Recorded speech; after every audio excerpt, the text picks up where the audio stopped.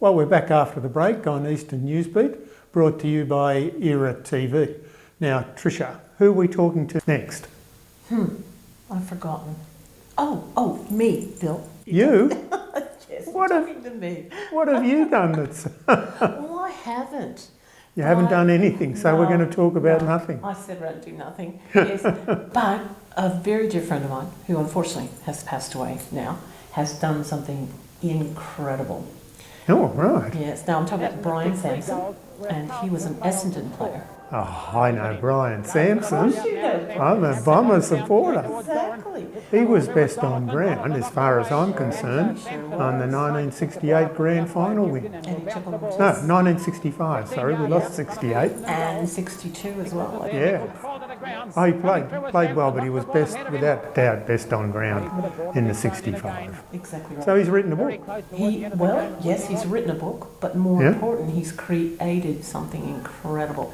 Now, his day job was a bricklayer, Yeah, and he was a brickie. because you needed day jobs in those days. Exactly right. You had to do something else with your life, and he was a brickie, and he was well renowned for it. And he used to have train the tradies up, train the juniors up all the time, okay. and became quite well known for the quality of his junior apprentices. As well as the quality of his footy. Absolutely. But he had a secret little other passion. What was that? Don't tell his wife? Yeah. No, she loved it. Bonsai. Bonsai.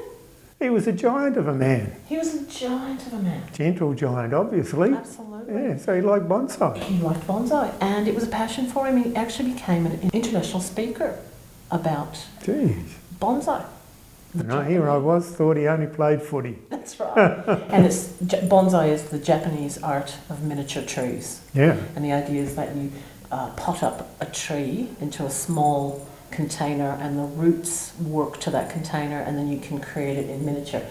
And I presented or trained a digital photography course for a bunch of students, and in walked this giant of a man. You hadn't met him I up until hadn't met then? him until then. This was probably right. over 10 years ago. So we brought in this bonsai, and he wanted to know how to photograph it properly. So we did all the special lighting, and we got the bonsai lit beautifully from back and behind and in the front, and set it all up and took some beautiful photos, and he went away quite happy. And he enjoyed, with 5-week course, he very much enjoyed himself, didn't think anything about it. Lovely, delightful guy, loved having him in the course. And about 2 or 3 years later, I get a phone call Wow. out of the blue. Yeah. This is Brian. Oh, yes. How Brian are you who? going? Yeah, right. Brian Sampson. And I'm going to do a bonsai book of my bonsai. And I said, oh, fabulous. He said, I want you to be the photographer. Ah, wow, how's that? Oh, I was flabbergasted. Yeah. I was quite honoured. Well, you would be. And I had no idea what I was taking on. No. Oh, it was bigger than Ben-Hur, was it? I was thinking we're going to go see 5 or 10 little bonsai plants that someone had in their back patio, and they would just be beautiful. 20,000 plants later, 20,000? his whole backyard, probably half an acre, bonsai. And not just bonsai that your normal little, but bonsai on massive scales, beautiful big handcrafted pots that he had done himself. What, he made the pots himself? Yeah, Made the pots? The Yeah. actual pot? yeah. This guy, he was terrific, wasn't he? So yes, I was expecting this little tiny garden with about 5 or 10 bonsai, and I walked in and it was just bonsai everywhere.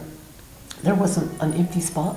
There was 2 layers around the whole back garden, a bottom layer and a shelf, Oh, right, yeah. and then on the shelf, and then he had an internal area where it was actually fenced in with wire chain fence with other specialised bonsai.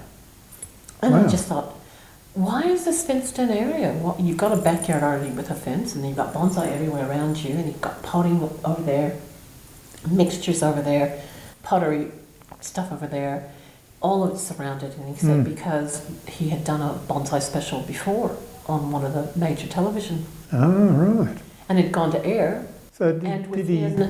within like a couple of weeks, somebody came in and stole it all. Oh, no. And I said, why would you want to steal a bunch of bonsai? not realizing that those types of plants of bonsai that he was creating had taken 10, 15 years to mature. They were worth a fortune. Yeah. Absolutely worth a So fortune. was he growing them for his own enjoyment, or Yes. was he selling them as well? Nope. Oh, right. Gave them away. Oh, Gave me 3 or 4 bonsai. It was his joy of doing it, of creating it, of the pruning and the tending and the nurturing, and they were magnificent. And what I didn't realize is that we also had to take advantage of doing the photography of moving these massive pots, which was right.